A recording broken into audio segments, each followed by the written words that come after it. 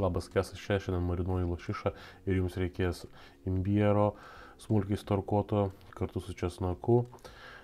Jeigu patinka šiek tiek aštriau, tai ir čili dribsnių įdedame. Medaus gerą šaukštą. Įpilame aliejaus, alyvuogių aliejaus, jeigu turite, jeigu avokadų, jeigu naudojate tokį. Viską maišome tol, kol medus ištirpsta. Ir marinuojame lašišą kokias 12 valandų. Kepame tol, kol būna vidinė storiausia jau tos lašišos dalis pasiekus 63 laipsnių temperatūros, tai jau žuvis yra skaitusi, kad iškepusi.